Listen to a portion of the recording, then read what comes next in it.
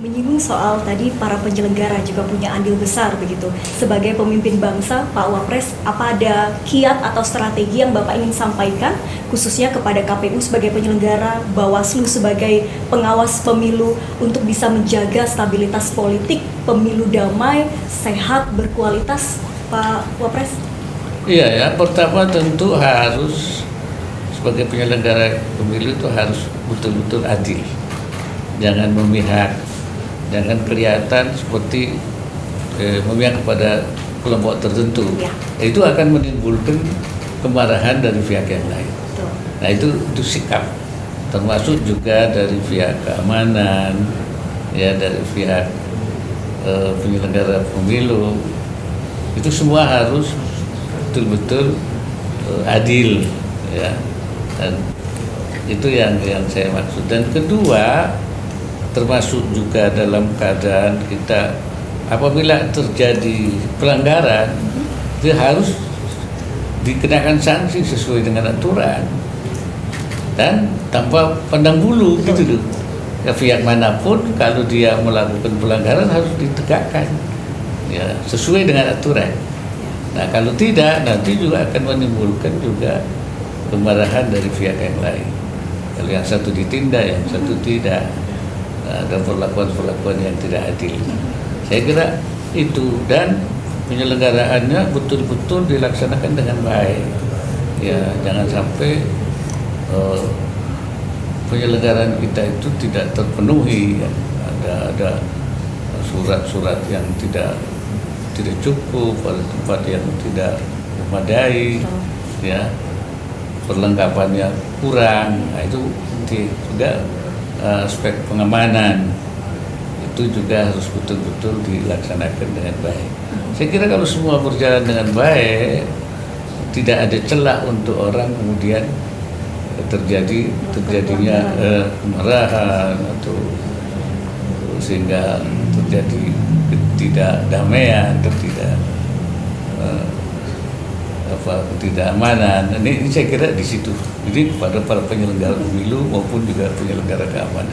Sesuai dengan asas penyelenggaraan pemilu, luber jurdil, itu yang harus ditekankan dan ditegakkan begitu ya, Pak Wapres, untuk penyelenggaraan pemilu 2024 agar damai, tidak ada pelanggaran terjadi, termasuk juga pengawasan pemilu yang juga bukan hanya tugas Bawaslu tapi juga seluruh komponen bangsa ya Pak. Betul. Bahwa seluruh masyarakat harus terlibat. Nah, apa yang bisa Bapak sampaikan kepada masyarakat khususnya kita komponen bangsa, semua stakeholder, semua unsur pentahelix ya, semuanya terlibat termasuk dengan masyarakat supaya kita bisa menjaga pemilu ini tetap damai Pak untuk masyarakat. Ya tentu masyarakat, saya kira masyarakat itu bukan sekali ya, bukan baru kali ini, sudah beberapa kali kita melakukan pemilu itu, dan mereka sudah banyak diberikan ya arahan-arahan, aturan-aturan tentang seperti apa pemilu dan bagaimana supaya tadi dalam berkontestasi itu seperti apa. Itu sebenarnya mereka sudah paham. Nah, yang biasanya itu membuat mereka kemudian melakukan hal yang tidak baik kalau ada provokasi. Ya, provokasi ini. Ini provokasi itu biasanya itu kemudian menimbulkan kemarahan. Ya, sumbernya di situ. Kalau tidak sebenarnya damai-damai saja kita itu. Nah, ini yang oleh karena itu saya tetap kepada peserta pemilu ini, partai-partai politik, ya, pada calon capres, cawapres dan timnya boleh kita berusaha untuk menang, ya memang supaya bisa menang kan. Betul. Namanya kita ingin berlomba untuk menjadi pemenang. Ingin berlomba untuk menjadi pemenang itu kan memang niscaya itu kan, tetapi harus menggunakan cara-cara yang baik, cara-cara yang damai, cara-cara yang sesuai dengan aturan main, ya, cara-cara yang santun.